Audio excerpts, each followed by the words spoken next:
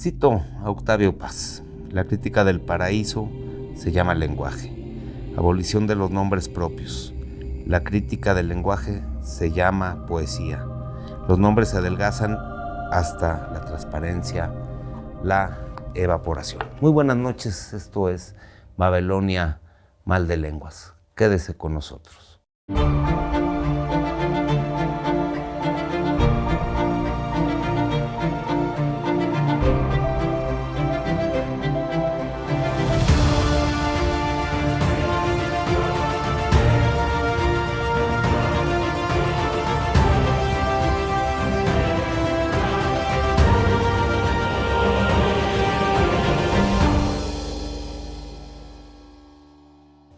Agradeciendo su atención a esta nueva edición de Babelonia Mal de Lenguas por la señal que va más de Radio y Televisión de Aguascalientes, pues paso de inmediato. Voy a alterar el orden porque tenemos invitada a quien doy la bienvenida, la doctora Gaby Itzaguirre Mendoza. ¿Cómo estás, Gaby? Pues estoy muy contenta, muy contenta de tener esta oportunidad de saludarlos, de conversar con ustedes y bueno, también de tener la oportunidad de felicitarlos pues por lo que es ya el inicio de esta segunda temporada de este programa, que si bien yo no estoy como muy atenta a lo que hay en la televisión, creo que pues es necesario, ¿no? Las iniciativas y las producciones como la que ustedes están llevando a cabo, donde pues dan espacio a que se converse acerca de lo que se está haciendo y pues dentro de lo que se está haciendo en las humanidades, pues principalmente dentro de las artes, ¿no? Pues bienvenida, es un honor para nosotros. Estamos buscando justamente abrir y ampliar el diálogo aquí junto con mi compañero en la conducción del programa, el doctor Víctor Gaby, Manuel. Muy buenas noches. ¿Cómo estás, Muy Víctor? bien, muchas gracias. Gusto González saludarlos Esparza. Bienvenido y bueno, pues reanudamos temporada. Y bueno, yo citaba a Paz de tu libro, justamente de tu libro, El dibujo como gesto auténtico, la posición estética y crítica del artista mexicano, porque en Gaby se da una feliz coincidencia, que es un poquito anómala, no es el primer caso en el mundo, pero en Aguascalientes son contados, donde los artistas también vierten su talento y sus esfuerzos en la investigación, en la docencia y en la escritura. Y tú, viniendo de la pintura, muy pronto incursionaste en la academia. Ya estás haciendo avances importantes en rincones oscuros que no se habían investigado e inéditos. Este del dibujo es súper interesante. Y ya iremos platicando de toda tu trayectoria. Y bueno, haces crítica, una cosa que los artistas suelen dejarle a los críticos para luego enemistarse con ellos, y en ti se conjuntan todas estas inquietudes. Tú, Víctor, como compañero, que son compañeros universitarios. Sí, no, bueno, estás muy más de que cerca. nada, también felicitar a Gaby, yo creo, por esa labor que ha estado realizando, no solo en la producción estrictamente artística, sino también en la investigación, sobre todo su tesis doctoral sobre la fotografía, que me parece que es pues yo creo que es uno de los primeros estudios más críticos acerca de un fondo documental fotográfico, ¿no? de aquí de Aguascalientes, que ya nos platicará, pero más bien platícanos, Gaby, acerca de tu trayectoria, cómo es que te iniciaste también tanto en la producción estrictamente artística como ya en la investigación. Bueno, pues ante esta manera de recibirme, pues también quiero decir que pues lo poquito que se ha logrado, ¿no? Hacer tanto en la investigación como en el desarrollo artístico, surge también de esta necesidad de aprender, ¿no? O sea, principalmente lo que me motiva es como estar aprendiendo y estar estudiando, y estos ejercicios pues no se hacen para nada solo, ¿no? Sino que yo creo que justo uno de los motivos importantes ha sido el no creer que tengo la razón, y entonces precisamente la escuela, la academia, las instituciones donde he estudiado han sido para mí importantes para poder tener ese espacio en el que hay pues esa oportunidad de escuchar lo que otros están también pensando y discutiendo, de leer a muchos otros que han trabajado antes de nosotros, y precisamente es como pues poner eso a cuestión, ¿no? Sobre lo que pueden ser nuestras intuiciones nada más, ¿no? Sobre Yo nuestros creo que como supuestos. artista, hablando de esta gente que cree, que decía Sabater, que tenían la luciferina tentación de creer que siempre tenían la razón. Y creo que el campo donde se desenvuelve el artista, más que nadie, es en un campo de sombras, de dudas, de preguntas relevantes, que son la materia prima del investigador. El investigador sin preguntas y con respuestas, pues entonces que se dedique a predicar, ¿no? Pues sí. Sí. Desafortunadamente en la academia hay mucho de eso. Desafortunadamente en la academia y en el mundo. Oye, vamos a tirar de currículum un poquito, porque dices lo poquito que se ha logrado. Tú comienzas como diseñadora gráfica, seguramente con inclinaciones hacia la representación, hacia el desarrollo de formas, pero muy pronto empiezas a estudiar artes, humanidades. Tienes una maestría en artes por la Universidad de las Artes, si no me equivoco, y un doctorado en estudios socioculturales por la Autónoma de Aguascalientes. Pero cuéntanos cómo va tu trayectoria, qué te lleva desde una licenciatura en diseño gráfico hasta un doctorado. Bueno, lo has dicho bien, ¿no? La investigación sería estéril, nuestra vida sería estéril si ya sabemos cómo va a terminar. Y se dice así como rápido, pasaste de este momento de diseño gráfico en la universidad pero en realidad dejé pasar muchos años entre una cosa y otra.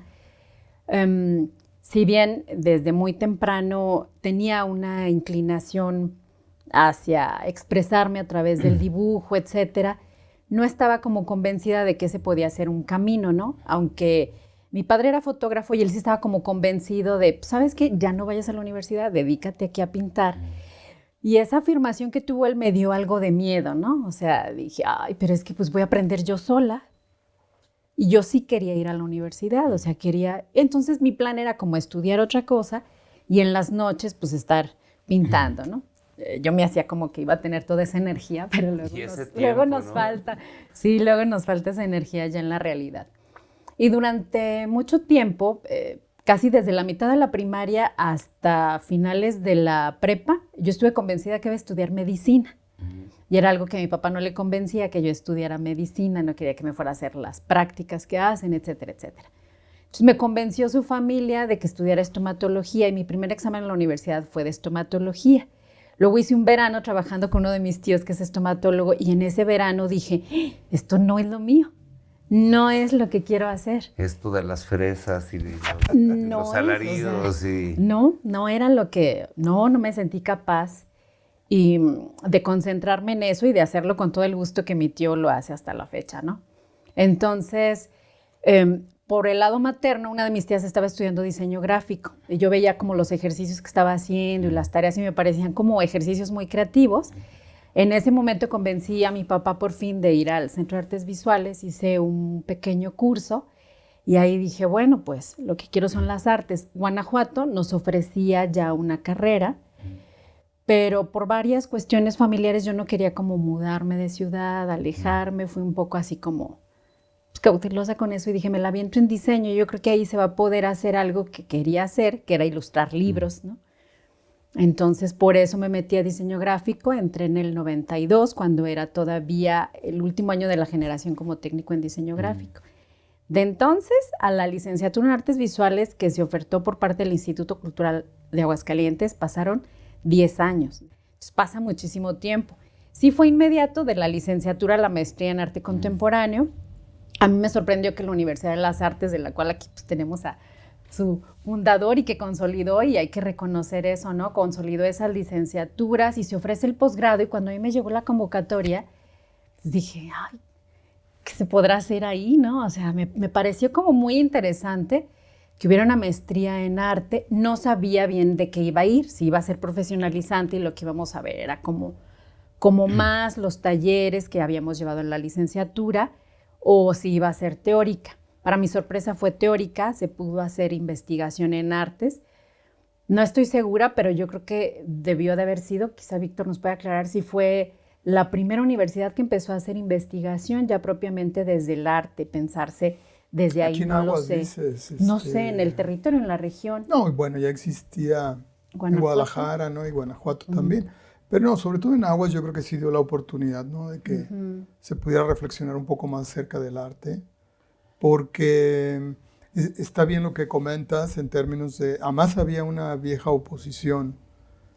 El mismo don Víctor Sandoval me decía, hombre, el artista se nace, no tiene que estudiar. Los viejos modos que se usan ahora para todo, inclusive voy a salirme del cauce, el mismo deportista de antes, Por que ejemplo. confiaba en su talento, en sus facultades, etcétera. Ahora quienes no son profesionales en sus disciplinas difícilmente van a...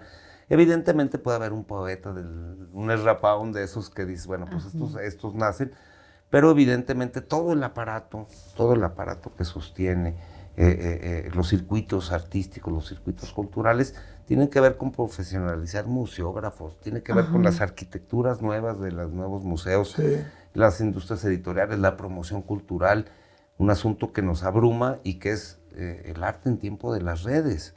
Porque es, bueno, ya tengo una galería que me costó mucho trabajo, pero ¿qué pasa si en la red hay 100 millones de obras de todas las calidades, etcétera? Y creo que eso, lejos de confiemos en los grandes talentos sobrenaturales o en la existencia de las famosas musas, que todavía yo no conozco a nadie que las haya visto, nos lleva a los terrenos de lo profesional, ¿no? Lo que no ha mermado en el caso tuyo, Gaby, con tu producción artística. Finalmente te has especializado en la docencia, en la investigación, en la producción crítica, pero sigues siendo una pintora. Sí, pues esa necesidad hay que cubrirla, ¿no? Y esto que dicen de lo profesionalizante, yo creo que a quienes nos queremos dedicar a las diferentes áreas, lo que nos da una institución es la capacidad de acortar el tiempo de aprendizaje, sin duda, ¿no? Todos podemos seguir aprendiendo de manera autodidacta o en talleres libres, etcétera, etcétera. Pero desde mi perspectiva, que puede estar equivocada, como que lleva una trayectoria de más tiempo el poderte hacer del conocimiento que finalmente se concentra en las universidades a través de profesionales de distintas disciplinas, de bibliografía que te ponen ahí al alcance, de la experiencia, de los intercambios. Etcétera, Vamos a tenerlo que dejar aquí para este corte. Vamos a hacer una breve pausa y le pedimos que nos siga acompañando. Estaremos en Babelonia Mal de Lenguas después de una breve pausa. No, porque efectivamente yo creo que el gran creador, pues incluso de todo un lenguaje, que a final de cuentas el que hace el primer proyecto muralista es Serrán. Bueno, pues finalmente si a alguien Diego Rivera le tenía envidia era a Saturnino. O sea, fue una confesión de la hija de Rivera.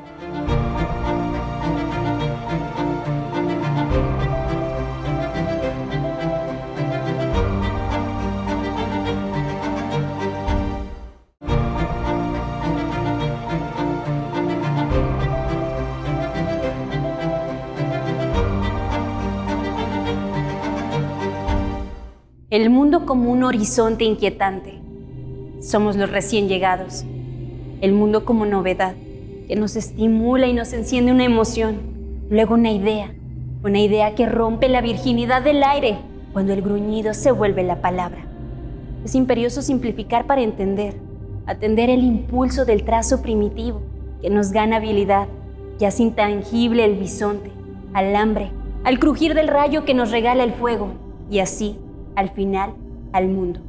Reducir el volumen en la línea, sin salir del mundo de las desigualdades, para crear el símbolo que lo dice Barthes, consigue que el mundo resista todavía. El ademán, el trazo, la línea que traduce al mundo y va del búfalo al Aleph, y del Aleph al Alfa, y de allí al Omega, a Homero, a Tácito, al códice medieval, a la miniatura persa, y en un emocionante viaje a Wagner, a Duchamp, la idea, el gesto, el rascacielos y también sus cenizas, para entender y hacer que el mundo siga resistiendo y nos siga resistiendo. Muchas gracias por quedarse con nosotros aquí en Babelonia Mal de Lenguas. Estamos conversando con la pintora, con la maestra, con la crítica, Gaby Itzegeri Mendoza. Víctor, continuamos platicando. Me gustaría también que nos platicara Gaby sobre ya sus proyectos de investigación, que me parece que tienen pues un trasfondo que también es importante para luego verlo de su obra. Platícanos un poco la idea de trabajar sobre el dibujo y su historia, y luego vemos lo de la fotografía también. Pero ¿cómo es que inicias también con ese tema? Sí, cuando yo termino la licenciatura en artes visuales, había que hacer para titularse un trabajo de investigación. Y ese fue sobre pintura, ¿no? Los objetos en la pintura. Hice ese trabajo de investigación y bueno, luego inmediatamente, como les decía, viene la convocatoria para entrar a la maestría en arte. Y me puse a rastrear de qué se habían hecho tesis en todas las universidades del país, porque yo quería como hacer algo sobre un tema del que hubiese poco o nada. Y no encontré nada del dibujo estudiado desde nuestro país, ¿no? Teníamos la tesis de Juan Hacha en Latinoamérica, teníamos algunos esbozos como más bien como manuales, ¿no? Para, pues, enseñar el dibujo, pero no teníamos propiamente esto. Entonces dije, bueno, pues este va a ser mi proyecto de maestría, a ver si lo aceptan. Lo aceptaron. Y luego, como muchos estudiantes, padecemos de querer como abarcar muchísimo, ¿no? Entonces yo quería como ver qué se había hecho en el país, en el dibujo, y como darle un valor distinto al que se le había dado, como parte nada más del proceso creativo para finalmente expresarse a través de la pintura, a través de la arquitectura, a través de la escultura, etcétera, ¿no? Como un medio y no realmente como un fin. Entonces ahí, entre los maestros, que no fue precisamente maestro de metodología, sino que nos daba arte mexicano, y fue así como el Ubicatex, o sea, vas a tener tiempo realmente de hacer una investigación y de abarcar todo lo que se ha hecho en el dibujo. O sea, ¿por qué no te concentras en algunos artistas que puedas ver de cerca sus dibujos, etcétera, ¿no? Entonces fue que me decidí por ver de otra manera los dibujos de Saturnino Herrán, y bueno, pues ahí sí realmente en la maestría se dio como un acompañamiento para entrarle bien a la metodología que se pudiera utilizar, etcétera. Y el libro finalmente que resultó de la tesis concentra pues 3 capítulos, ¿no? Uno que está dedicado a los dibujos de Saturnino Herrán, a verlos así como una obra que realmente no es preparatoria, sino que realmente son ya dibujos que él concibió así, tal cual, como dibujos. Y ver, bueno, lo que cada una de esas piezas nos puede decir, que bueno, pues tiene una expresión muy fuerte, ¿no? Como ustedes lo saben mejor que yo. Luego vendría como, pues esta experiencia que se ha dado a través del dibujo. También elegí el dibujo porque era, dentro de las expresiones artísticas que yo estaba tratando de desarrollar, la que más dificultad me daba. O sea, ya en la pintura ya estaba pintando, ya me estaba yendo bien, ya estaba ganando premios y eso, pero con los dibujos yo seguía batallando, estaba dibujando y no me quedaba finalmente las piezas que pudiera decir, esta pieza está terminada, ¿no? Esta pieza sí se logró. Siempre había que o seguir aumentando trabajo, o ir para atrás o de plano desechar. Entonces, a la par de ir haciendo esta investigación pues teórica, también fue seguir como dibujando en distintos medios, en distintos formatos.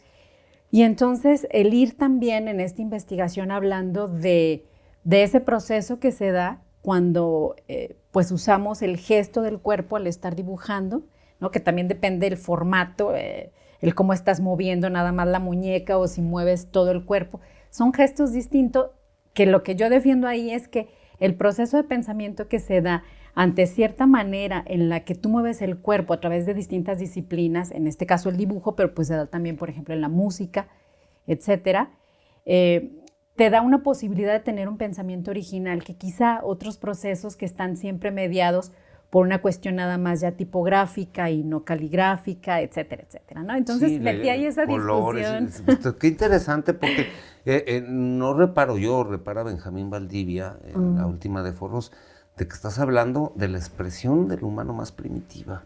El hombre antes de escribir, antes de todo el desarrollo de lo que es la historia de la cultura, lo primero que hizo fue y representó, no sabemos de sus intenciones, las primeras producciones humanas que conocemos, que son los dibujos rupestres, que finalmente son estos trazos simples que por un lado generan toda la historia de la cultura, pero por otro lado acaban dándonos el lenguaje. El lenguaje nace del dibujo, nace como ideograma, como representación, después de muchos milenios de desarrollo. Entonces, eso del pensamiento y toda la mediación que hay en las técnicas, ahora que hablabas de profesionalizar, bueno, los colores, las proporciones, una serie de desarrollos que serían inagotables de mencionar, pero que sí median el pensamiento original, hasta un producto que está concebido como un nuevo objeto, que es el objeto artístico, pero que finalmente es una producción. Justo ese sería como un lugar que es el que le damos a las artes, ¿no? En sus distintas expresiones, porque tienen la capacidad de atrapar cosas que quizá con las palabras no hemos podido lograr completamente, que bueno, la poesía tiene toda esa posibilidad, ¿no? Esa potencia. Oye, que haya seleccionado a Herrán, ¿no? Creo que es también un logro en términos de, bueno, pues finalmente si a alguien Diego Rivera le tenía envidia era a Saturnino. Esa fue una confesión de la hija de Rivera, ¿no? Porque efectivamente yo creo que el gran creador, pues, incluso de todo un lenguaje que a final de cuentas el que hace el primer proyecto muralista es Herrán, y tenemos sus dibujos precisamente de nuestros dioses, ¿no? Y pero creo que una cosa muy interesante respecto a Saturnino, porque luego pasa que cuando las figuras cobran alguna dimensión, se da por sentado que se habló ya de ellos y menguan los aparatos críticos. Y la crítica ha avanzado, los mismos racionalidades de una nueva crítica ante nuevos tiempos y nuevas miradas, y permaneciendo vigente Saturnino, desde hace mucho no se le dirigía un esfuerzo crítico, teórico hacia su obra. Entonces creo que ahí había una deuda. ¿Hace cuánto que no se escribía de Saturnino? Se les petrifica un poco como grandes antones de nuestro desarrollo cultural, pero creo que era aparte un acto indispensable ya en su momento. En ese momento, pues sí había, ¿no? O sea, como que se ha dado de manera quizá un poquito desarticulada, pero sí ha habido, y sobre todo aquí, desde distintas áreas, pues esa necesidad de acercarse a Saturnino, y sobre todo después, pues de este velo que cubrió a muchos artistas, pues por nuestros tres grandes del muralismo, y que era sobre todo, pues lo primero que se nos enseñaba también dentro de las artes, ¿no? Cuando estás en la infancia, en la juventud, etcétera. Entonces creo que sí ha habido esos ejercicios, pero pues el concentrarse en el dibujo fue como lo que yo quise como aportar, leerlos de otra manera y ver qué estaba Gaby? haciendo. ¿Qué recuerdas de estos hallazgos a través del dibujo de Herrán? Pues yo encontré que no eran preparatorios nada más, sobre todo algunas piezas que son las que incluyo ahí, y había como gestos ya muy modernos donde no le está interesando hacer las soluciones que presentaba siempre en pintura, donde hay arquitectura, una figura humana y luego los elementos, ¿no? Que tenemos, las flores, los frutos, que vienen pues ya de otra tradición que pues también se ha estudiado, ¿no? Sino ahí dejaba también que el soporte fuera como parte de la composición que está haciendo, y entonces de ahí salen las figuras, ¿no? Pero las figuras como sí están también presentes en su pintura con una expresión dramática muy intensa, ¿no? Con una crítica fuerte hacia el tiempo que está viendo pasar y como una cierta imposibilidad o desasosiego hacia un futuro, ¿no? Que en efecto no vio. Entonces eso es lo que yo traté de distinguir y de presentarlas como obras de arte en sí, ¿no? No como parte de su proceso de formación, nada más, ¿no? Aparte la edición está, digo, que hay que ver que las ediciones están, ¿de qué año pues, esta tesis, este ensayo? Lo terminé en 2012, si mal no recuerdo. Soy malísima para las fechas, incluso las de mi propia biografía. E inmediatamente cuando terminé la maestría, entré al concurso del Fondo Estatal para la Cultura y las Artes en su apartado de publicaciones. 2013 te lo digo ya. Y se publica en 2003, o sea, un año después de haberlo escrito.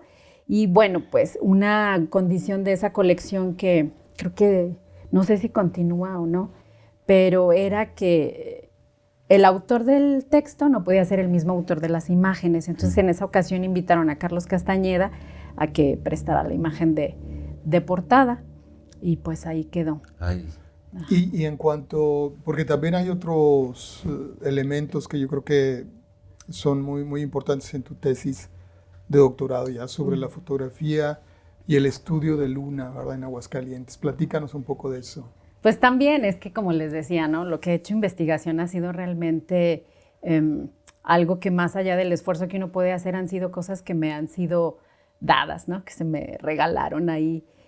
Cuando yo entro al doctorado, yo en realidad quería hacer un proyecto. De inicio, presenté un proyecto que era dilucidar la paz a través de las miradas fotográficas y andaba como en la pesquisa de qué fotógrafa de aquí, de pues la primera mitad o acercándose a la segunda mitad del siglo XX podía trabajar y contrastarla con otra fotógrafa que estuviera en otra región y poder ver esas imágenes. Pero me encontré que los acervos han sido pues poco conservados por la dificultad que han tenido cada fotógrafo o por su visión de la fotografía que han tenido y conservarlos. Entonces, pues aquí Víctor me dijo que Armando de Luna tenía un archivo importante. Yo no conocía que tenía esa cantidad de negativos conservados. Armando, a pesar de que mis papás tuvieron una buena relación con la familia de Armando, pero después de la muerte de mi papá, pues pasó muchísimo tiempo y ya se perdió como el contacto. Sí iba yo a tomarme estas fotografías que se tienen que tomar, pero no conocía ese acervo. Y ese acervo es importantísimo. Él conserva aproximadamente 200,000 negativos en diferentes negativos. Yo quisiera formatos. tomar un dato para usarlo como hito, Sí. porque tenemos que ir a A un nuevo corte. corte y vamos a continuar la conversación con Gaby Tsagueri Mendoza después de esta breve pausa. Tienes razón, los fotógrafos solían guardar poco de su material, sobre todo cuando se comercializaba, y pasamos de la preservación de estos testimonios fotográficos a, yo creo que cifras inconmensurables de imágenes y de imágenes y de imágenes.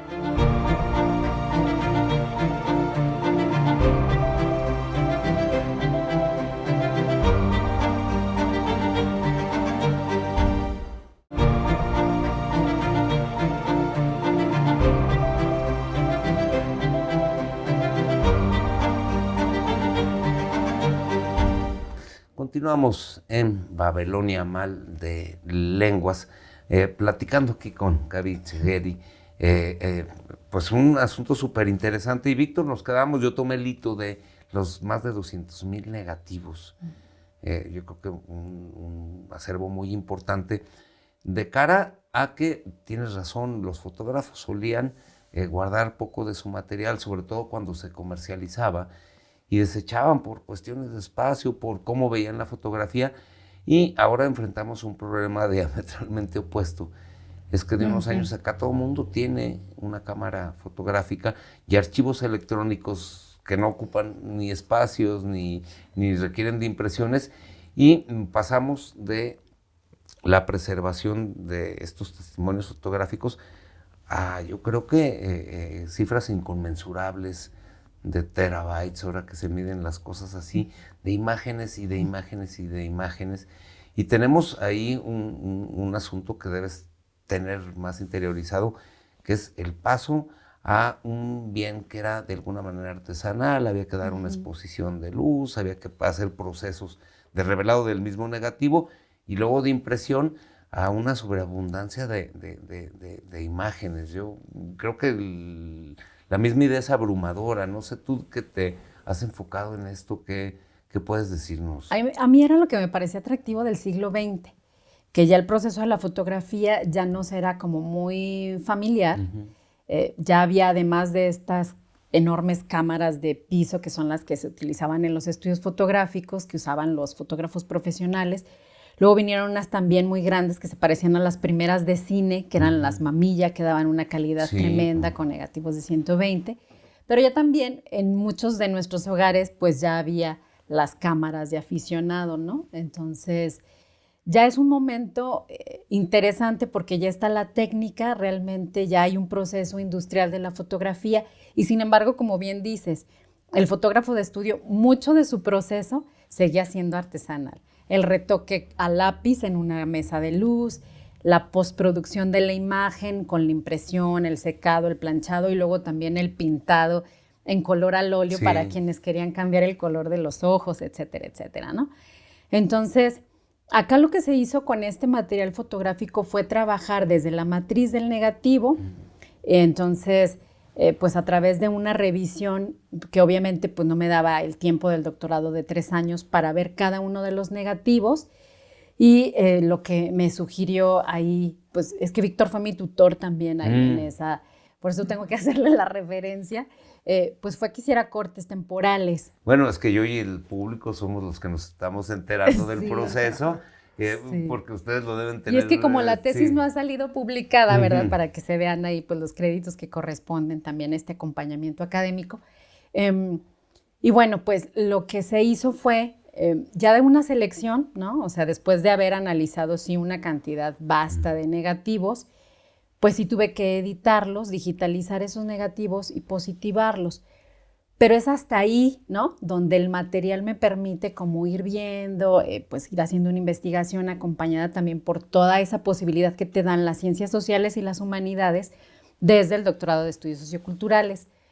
Sin embargo, ya no se trabajó porque sería como otra pesquisa simple y sencillamente para hacerte de los materiales, de cómo estuvieron realmente esos impresos, de cómo quedaron aquellos que fueron después producidos con una aplicación de color, etcétera, ¿no? Eso sí tuvo que quedar como fuera de las posibilidades que teníamos para trabajar con ese material.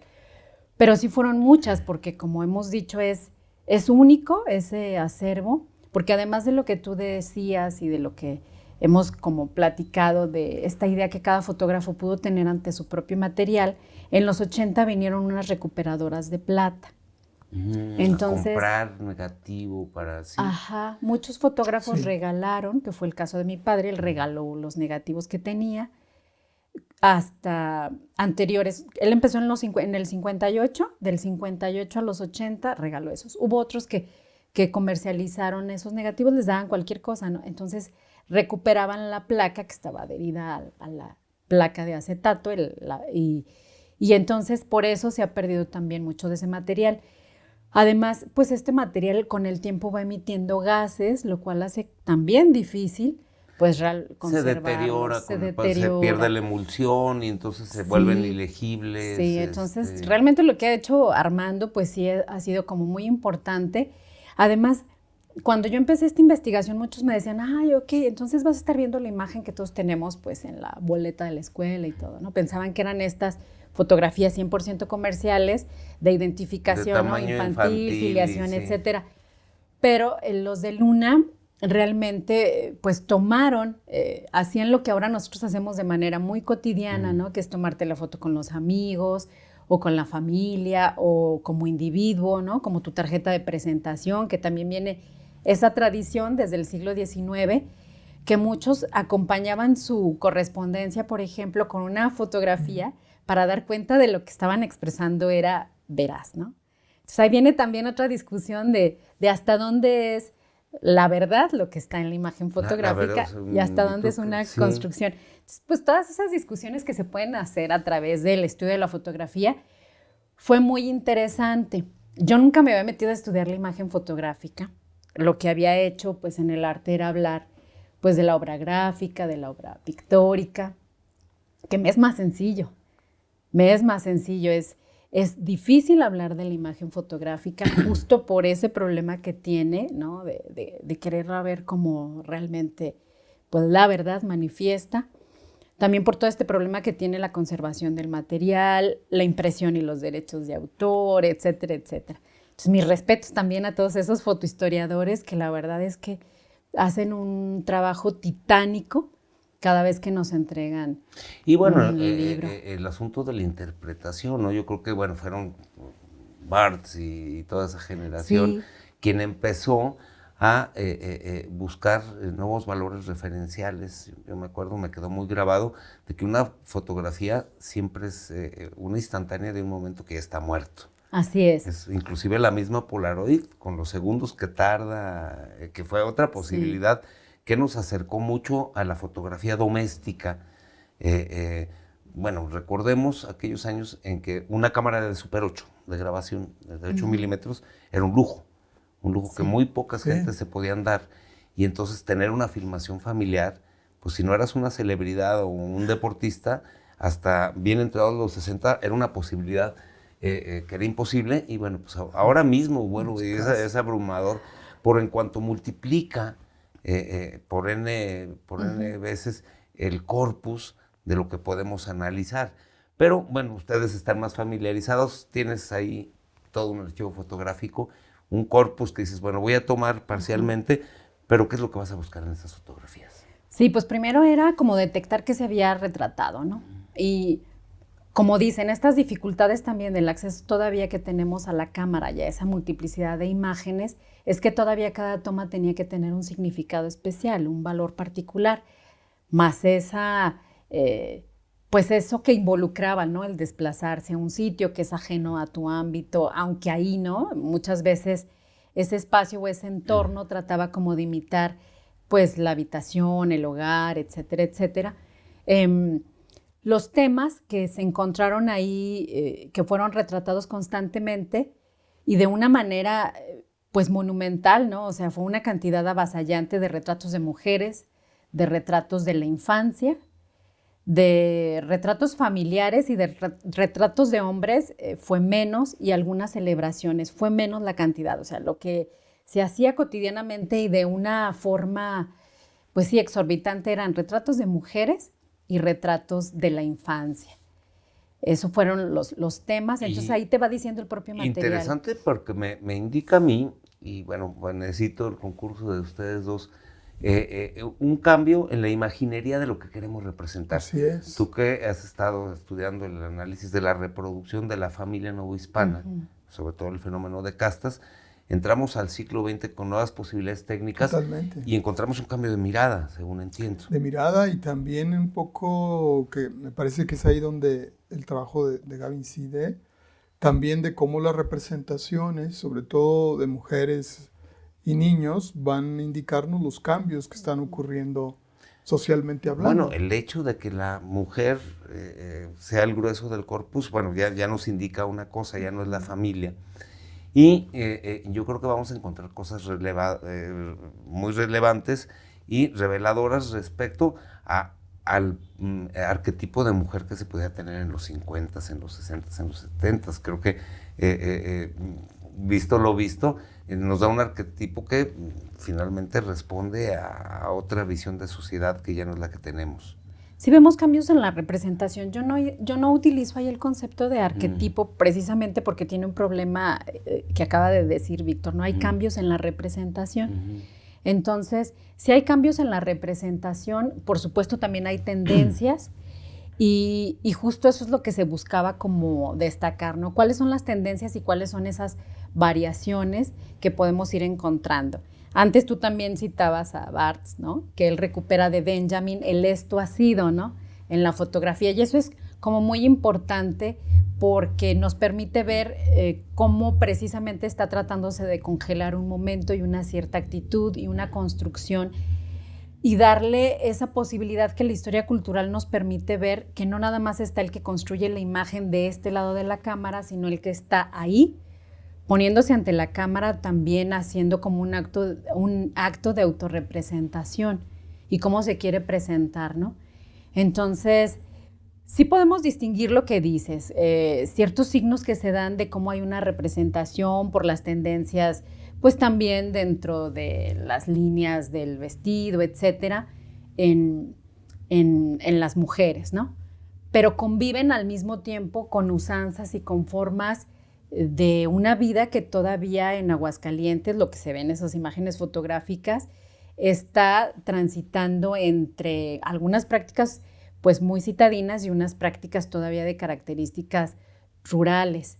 Entonces podemos ver cómo están conviviendo, ¿no? Esas distintas maneras de representación y esos modos pues cambiantes, pero que conviven, ¿no? En el espacio pues que en ese momento era y bueno, que coincide justamente con el proceso en que se despuebla lo rural y nos estábamos convirtiendo en una sociedad eminentemente urbana.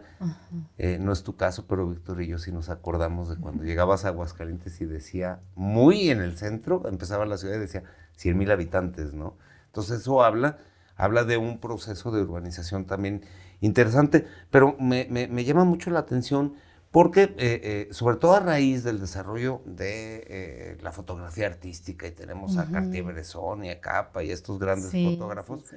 se habla en el caso de Cartier-Bresson como del ojo del ciclo, pero se le da demasiada primacía y aquí está un acto que es, no sé si consustancial, no sé si la palabra nos dé para tanto, pero es inherente, que es el acto de posar. El acto de cómo quiero ser representado, en el que no solemos reparar mucho, sino que siempre nos atrevemos a dar todo el crédito al ojo del fotógrafo, ¿no? Sí, bueno, pues también era como importante para mí salirme un poco del territorio del arte, porque sin duda la fotografía artística, pues es más fácil, por lo menos es más fácil para mí hablar de ella, porque ya en sí misma la imagen tiene como mucha potencia, ¿no? Y bueno, y hay unas convenciones que están más estructuradas. Yo tengo que dejarlo aquí por este corte. Vamos a hacer ya nuestro último corte y después de la pausa seguimos y a tratar de concluir, porque aquí siempre abrir las conversaciones es lo más fácil, luego hacer que converjan en algunas conclusiones es lo difícil. Pero en un par de minutos estamos de regreso aquí en Babelonia. El manipular los materiales, ¿no? El sentir la textura y la fragilidad del papel, el sentir también como ese cambio que tiene la cerámica. Me gustan estos materiales y sí trato de trabajarlos también con cuidado, de no experimentar al grado de maltratarlos, ¿no? Porque finalmente pues también son recursos naturales.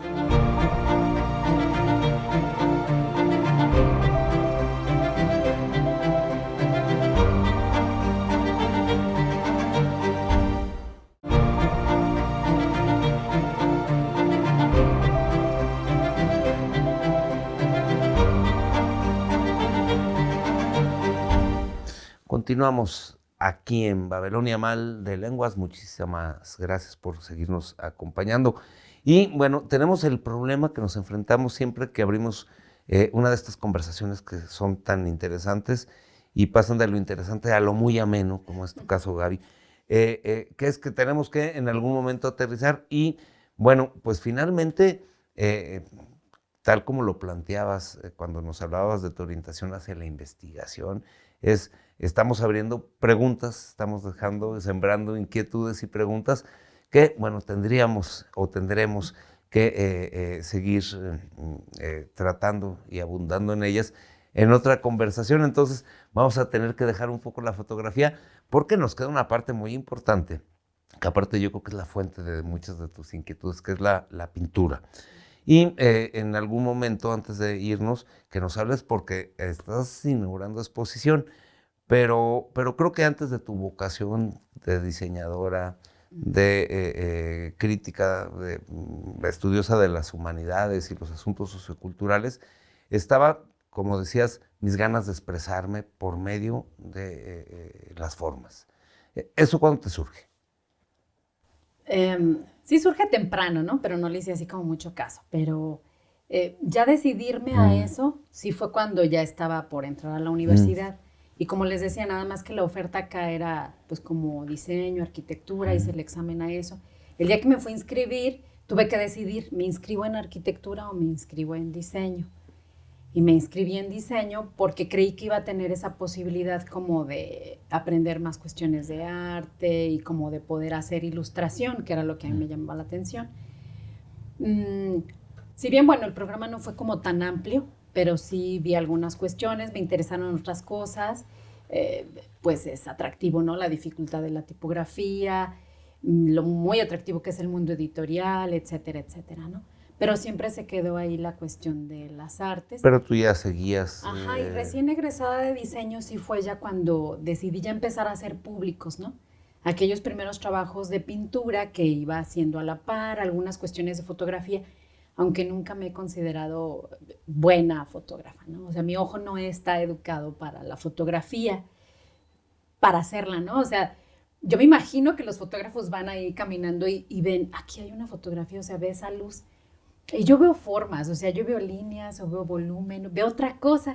Y yo las traduzco más bien en imágenes gráficas o en imágenes... Y hablabas de lo gestual, a lo pictóricas. mejor lo tuyo es ese gesto de la mano que corre o el pincel que está buscando el detalle. Tiene que ver con lo gestual. Finalmente un fotógrafo tiene también su propia mecánica. No es lo mismo llevar, yo me acuerdo de esas mamillas, me acuerdo perfectamente, eran carísimas, las famosas Leica también, que ahora mismo, pero finalmente, bueno, pues empiezas a hacer público la pintura. Y Víctor, yo creo que en este momento reparamos con una cosa que nos dice Gaby, que es la poca oferta para personas con tus inquietudes, que fueron inclusive las mías, y que tuvimos que buscar o medios alternativos o inclusive irnos, porque hasta muy tu intervención es que se decide, y yo me acuerdo de la oposición, una universidad de las artes, ¿como para qué? Y hay que asomarse para que vean la altísima demanda, cómo han crecido en disciplinas, en posgrados, y pueden seguir creciendo, y va a haber un momento que aquello que decían, todo esto le van a dar a los 5 agentes que van a venir a estudiar la primera licenciatura, y finalmente ahí ya tienes un campo donde hacer una maestría y también ya como en donde desenvolverte, porque también la universidad empieza a ampliar su oferta, empieza con... Así es, sí, sí. Y yo creo que en Aguascalientes, ¿no? Comienza a darse ya de manera más sólida esta formación y se ve incluso en la participación de los diferentes concursos, o sea que realmente hay ya muy buenas propuestas, muy numerosas, en diferentes... Y cada vez con una mayor calidad. Yo creo que también incidió primero el regreso de los que tuvieron que ir a estudiar fuera o buscar una alternativa. Y una cosa que a mí me tocó en las clases de gestión, toda esta gente que llegaba de los intercambios universitarios, de Milán, de Granada, de Madrid, de Londres, y que empiezan a hacer que el fenómeno de la cultura local sea tan local como llegó a ser en algún momento. Y entonces se nutre de muchas ideas. Yo he estado hojeando tu ensayo y entonces ves que realmente esto se vuelve una disciplina que está ya a tono con cualquier desarrollo crítico que se hace en cualquier lugar del mundo, y eso habla de un muy buen desarrollo educativo, de un muy buen ambiente colectivo. Y volviendo a tu pintura, perdón, Víctor. No, era sobre la exposición, era en realidad... Yo antes de llegar ahí, yo quiero que nos cuentes un poquito cuántas exposiciones llevas. Yo sé que tienes obra ya en importantes museos en Zacatecas, por ejemplo, y hay una serie individuales han sido pocas. Esta es la número 7, contando también esas que han sido nada más pues exposiciones de instalaciones aquí y en Zacatecas. Y colectivas van alrededor de 50, 52, que justo una manera es y como de darse cuenta de lo que bien dice Víctor, ¿no? Ya es una comunidad muy amplia, que no se ha reconocido con claridad, pero es una comunidad muy amplia ya de gente que se dedica a las artes en distintos medios o que incluso convive, ¿no? Con los distintos medios que hay, los combina y con mucha calidad, ¿no?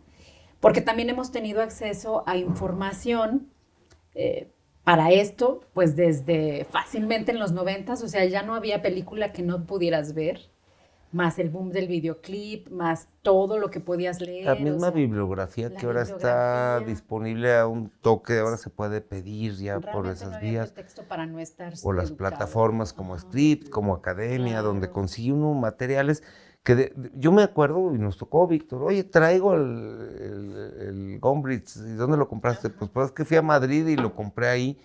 Entonces no había manera y no había disponibilidad. En el mejor de los casos había que ir a la Ciudad de México. Y bueno, de algunos años para acá tenemos disponibilidad de materiales audiovisuales. Pero también había estos libreros de a pie que iban a las casas y te traían materiales importados. Sí. Y aquí en el centro también había discos importados, libros importados. O sea, creo que sí había como maneras y sabías dónde buscar, dónde comprar. Pero la accesibilidad ahora es... Eso, ahora es bueno. O sea, ahora no hay pretexto, es un clic. Gaby, platícanos, ahora que ves esta exposición ya más completa, ¿Cuántos años de trabajo reunidos ahí? Son 28 años, 28 los años. que yo estoy contando ya de que decidí cómo hacer públicos los primeros trabajos, pero lo que se concentra ¿Cómo ahí- la ves ahora tú misma? O sea, ya reunida gran parte de Ajá. tu producción. No, pues sí es una parte importante, digamos que es lo más representativo, porque justo dejé fuera esos primeros ejercicios que todavía eran como búsquedas distintas, algunos también porque pues ya no los tengo, y ahí se concentran como de 2002, 2003 hasta 2014, donde ya es más claro ver como los vasos comunicantes a través de los diferentes proyectos, que no es nada más pintura, de hecho pintura es lo menos que se está presentando ahí en óleo y en encáustica. Se presenta mucha obra gráfica que va desde el dibujo, el hueco grabado, la litografía, la silografía, y se presentan esculturas en cerámica de alta temperatura, que también era como una posibilidad que nos daban en la Universidad de las Artes, que aunque no estaba en nuestra materia, tomar alguno de los talleres que generalmente se tenían como en la parte de los oficios, sí había esa posibilidad, o sea, que si algún alumno Y acceder a tenía las interés, instalaciones. pudiera entrar como de Sí, de manera Sí. amigable. de las artesanías, ¿no? Que luego se han Ajá. transformado Los también. hornos cerámicos, bueno, digo, Sí. todos los instrumentos que se necesitan, y aparte tú desde hace muchos años también te dio por la forma tridimensional, por la Sí, escultura. soy bastante débil, ¿no? Todavía en la representación tridimensional, pero justo la cerámica, que para mí es muy rico, es que para mí es rico como el manipular los materiales, ¿no? El sentir la textura y la fragilidad del papel, el sentir también como ese cambio que tiene la cerámica y de estar pues trabajándola en su medio húmedo y luego pues irla elevando, mantener su humedad y luego pues ya, ¿no? Cuando la vas llevando a su primer cocción, en fin, ver todo ese proceso de transformación. Me gustan estos materiales y sí trato de trabajarlos también con cuidado, de no experimentar al grado de maltratarlos, ¿no? Porque finalmente pues también son recursos naturales, ¿no? El papel, la arcilla, pues es una extracción de determinados lugares. De hecho, aquí al Centro de Artes y Oficios nos traían de Zacatecas, aunque creo que Asientos también tiene ahí Buena arcilla. algunos, Suelos ajá, arcillosos, pero sí. nos la traían de Zacatecas. Entonces yo trabajé con una arcilla que es medio burda, medio gruesa, y también con otra que es el que le llaman grés, que es como muy famoso, cercana sí, a la sí. porcelana. Nos llega el momento de De tenernos cortar. que despedir. Digo, siempre me toca esta ingrata tarea. Solo quiero que nos invites, por favor, a tu exposición que está de miércoles a domingo en la antigua Casa de Cristo, que es un lugar precioso. Es otro un lugar lugar precioso. Sí, secreto, íntimo. Dentro de la ciudad, Sí. ¿verdad? Muy En un velado, corazón pero de manzanas. Hay que acceder por el Paseo Juárez. ¿Cómo se llama la exposición? Se llama Trayectos en retrospectiva, En retrospectiva. precisamente porque ofrece pues estos pequeños Está paseos. de miércoles a domingo. De 11 a 6 de la De tarde. la tarde. Y pues y en este magnífico espacio, además con una museografía que trabajaron ahí, Claudia González, Aide Neria, con mucho cuidado. Y bueno, pues los invitamos a que lo disfruten. Está ahí en el corazón precisamente del De esto centro, ¿no? platicamos, pero puede irlo a ver a partir de este mismo miércoles y hasta el domingo, ahí en la antigua Casa de Cristo. Hay que acceder por el Paseo Juárez, por el Andador Juárez, y va a encontrar esto. Gaby, esperemos que muy pronto podamos ampliar esta conversación, no en lo personal que lo haremos, sino en público, porque se quedaron muchas cosas sobre el tintero. Víctor, como siempre, Gracias, un Agustín, placer gracias, estar contigo. Gracias. Y bueno, pues quedamos para la próxima emisión de Babelonia el próximo jueves a las 9 de la noche. Por su atención, mil gracias y muy buenas noches.